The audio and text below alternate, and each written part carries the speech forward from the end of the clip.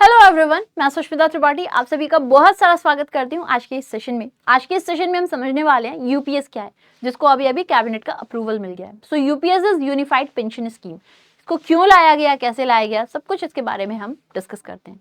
तो शुरू करते हैं।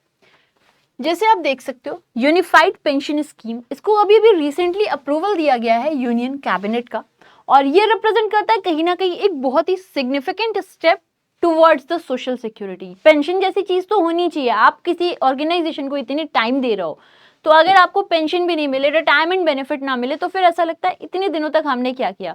When you don't have energy, और अगर आप लोग अपनी फैमिली को फीड ना कर पाओ, तो फिर तो सब कुछ यूजलेस लगता है। तो it is a very important thing, a very important thing, ठीक है, पेंशन होना चाहिए। और अभी इसी पेंशन में एक नए तरीके की स्कीम आ गई, विच इज यूपीएस। क्या है देखो बेटा, बेसिकली यूपीएस को लाया गया है क्योंकि बहुत दिनों से विरोध चल रहा था। आप कह लो अपोजिशन है, वो भी लगातार वार करती रहती थी। सेंट्रल गवर्नमेंट एम्प्लॉयज ही कहते रहते थे ये बिल्कुल सही चीज नहीं है। तो यूपीएस आने के बाद से बहुत सारे ऐसे लोग हैं जिनको इसका बेनिफिट मिलेगा। लगभग 23 लाख सेंट्रल गवर्नमेंट एम्प्लॉयज हैं, स्टेट गवर्नमेंट के भी 90 लाख हैं एम्प्लॉयज जिनको इसका फायदा मिलेगा अगर स्टेट गवर्नमेंट भी इसे अडॉप्ट कर लेती हैं। और महाराष्ट्र ऐसा पहला राज्य बन भी गया है जिन्होंने इसको इंट्रोड्यूस कर दिया है। खैर, तो यूपीएस जो है ये एक नई स्कीम है जिसका मकसद है कि एक ज्यादा कॉम्प्रिहेंसिव, सबसे बड़ी बात एक अश्योर्ड पेंशन सिस्टम है ये। अभी तक जो अश्योरेंस नहीं थी एनपीएस में, इसमें अश्योरेंस है, जो सबसे बड़ी बात है। एक ऐसी स्कीम है, basically talking about this scheme, तो इसको स्ट्रीमलाइन किया गया है। कुछ पर्टिकुलर जो स्कीम्स थे उनको क्या करके, उनको मर्ज करके इस स्कीम को स्ट्रीमलाइन कर दिया गया है। तो पहले पहले ओल्ड पेंशन स्कीम थी, ठीक है। ओल्ड पेंशन स्कीम के बाद 1 जनवरी 2004 को आ जाता है new pension, national pension scheme, new pension scheme लोग इसको बोलते थे, ठीक है। और फिर फाइनली 24 अगस्त को इंट्रोड्यूस किया गया है, जो अप्रैल 2025 से लागू कर दिया जाएगा यूपीएस। तो इन दोनों के ही कुछ कुछ गुण को मिलाकर यूपीएस को लाया गया है। अब ये जो यूपीएस है इसमें क्या होने वाला है, बेसिकली ओपीएस था ना, ओपीएस को क्यों हटाया गया था? क्योंकि बेटा ओपीएस ओल्ड पेंशन स्कीम जो है ना, इसमें सरकार को बहुत हैवी पोर्शन पेंशन में देना होता था। तो ओल्ड पेंशन स्कीम को फिर क्या किया गया था, हटा दिया गया था और एनपीएस पे स्विच कर लिए थे। अब इसमें स्विच करने के रीजन हम थोड़े और समझेंगे, लेकिन उसके पहले हम लोग यूपीएस के कुछ की फीचर्स समझ लेते हैं कि इसमें क्या की फीचर्स हैं और ये कैसे बेनिफिट करने वाला है। तो देखिएगा यूपीएस, सबसे बड़ी इसकी बात है कि यहाँ पे अश्योर्ड पेंशन है। अश्योर्ड पेंशन का मतलब एनपीएस में अश्योरेंस नहीं थी पेंशन की, there was no such assurance. ये था कि हाँ आपके पैसे आपकी सैलरी से कटेंगे और मार्केट में इन्वेस्ट होंगे, उसी में से कुछ मिलेगा, लेकिन कितना क्या इसकी कोई अश्योरेंस नहीं थी। यहाँ पे देयर इज एन अश्योरेंस। यदि आप किसी संस्था में 25 वर्ष तक काम कर रहे हो, तो आपने पिछले 12 महीने में जो भी सैलरी उठाई होगी उसका 50% आपको पेंशन के रूप में मिलेगा। ये एक अच्छी बात है। हाँ, लेकिन एक संस्था में कम से कम 10 साल आपको काम करना चाहिए। अब अगर आपने 10 साल से 25 साल के बीच में काम किया है, उसके हिसाब से वैरी करेगा आप कितने साल काम किए हो, आपकी पेंशन की अमाउंट वैरी करेगी। लेकिन अगर 25 साल तक किए हुए हो तो आपको पूरे आपकी जो भी आपकी सैलरी थी, बेसिक पे वाली थी, उसका 50% आपको दिया जाएगा पिछले 12 महीने को देखकर, ठीक है। तो सबसे पहले कि ये चीज हो गई कि यहाँ पे एक अश्योर्ड पेंशन है। ये बहुत बड़ा पॉइंट था जो एनपीएस लैक करता था, उसमें एश्योरेंस नहीं मिलती थी। दूसरी है फैमिली पेंशन। अब मान लो जो भी व्यक्ति है जो पेंशन ले रहा था उसकी बाई चांस मृत्यु हो जाती है। अगर इनकी मृत्यु हो जाती है तो फिर तो उनकी फैमिली को जितना उन्हें पेंशन मिल रहा था उस पेंशन का 60% मिलेगा, ताकि वो अपनी फैमिली जो है वो चल सके, उसे ऐसी बहुत ज्यादा क्राइसिस में ना आ जाए, चल पाए एटलीस्ट, ठीक है। मिनिमम पेंशन की गारंटी है इस स्कीम में। गारंटी किया गया है कि एक मिनिमम पेंशन रहेगा उनके लिए जिन्होंने 10 वर्ष अपनी सर्विस का कंप्लीट किया, और ये मिनिमम पेंशन है 10,000। 10,000 तो मिनिमम मिलेगा ही मिलेगा। इसके अलावा इन्फ्लेशन इंडेक्सेशन, तो समय के साथ साथ महंगाई बढ़ती है, तो उसी के हिसाब से जो डीआर वगैरह होता है, जैसे जनरली डीए वगैरह दिया जाता है ना महंगाई को देखकर, वैसे यहाँ पे भी उस चीज को इंक्रीज किया जाएगा और जो उनकी पेंशन अमाउंट होगी उसको भी कुछ कुछ करके बढ़ाया जाएगा। ऐसा ना हो कि भाई 50,000 आपको पेंशन मिल रही है, कोई वैल्यू ही नहीं रहेगी, आज से 15 साल के बाद फिर भी वही मिल रही है, ऐसा नहीं होगा।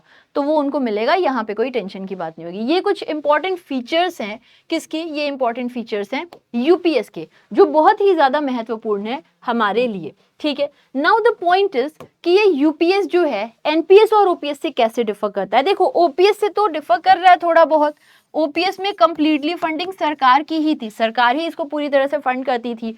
ओपीएस में प्रॉब्लम क्या था कि ओपीएस का अमाउंट धीरे धीरे बढ़ता जा रहा था और इसके लिए कुछ अलग से ऐसा नहीं था कोई अलग फंड क्रिएट कर लिया गया है, सरकार जो बजट में कमा रही है उसी में से ही उन्हें पेंशन में देना होता था। तो पहले 1991 के लगभग 3200 करोड़ रुपए ये दिए थे पेंशन में सरकार ने। ये अमाउंट बेटा बहुत बढ़ गई थी और ये 190886 करोड़ तक हो गई थी 2021 तक। तो ये बहुत ज्यादा ही वेरिएट करके बहुत ज्यादा बढ़ चुकी थी, एक बहुत बड़ी प्रॉब्लम थी, इतनी तेजी से बढ़ रहा था, कोई फंड नहीं, अब सरकार जो पैसे कमा रही है वो यहीं दे दे रही है। फिर आता है 1 जनवरी 2004 में एनपीएस। अब एनपीएस में क्या था, एनपीएस में कहा गया कि आपकी सैलरी का लगभग 10%, बाद में उसको 14 कर दिया गया था, 15 कर दिया गया था, 10% जितना आपकी सैलरी से कट रहा उतना ही सेंट्रल गवर्नमेंट भी अपनी तरफ से क्या कर रही है, कंट्रीब्यूट कर रही है।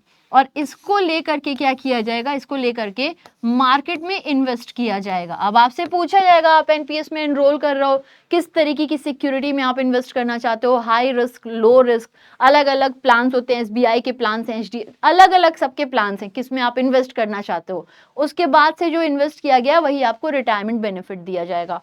तो इसमें प्रॉब्लम ये था, एम्प्लॉयज का कहना था एक तो आप हमारी सैलरी से काट रहे हो, उस पे से कोई एश्योरेंस भी नहीं दे रहे हो, इस वजह से इसका बहुत विरोध किया गया। प्लस अभी इलेक्शंस आने वाले हैं, कुछ ऐसे राज्य हैं जैसे हिमाचल प्रदेश, छत्तीसगढ़, राजस्थान, इन्होंने ओल्ड पेंशन स्कीम शुरू कर दी।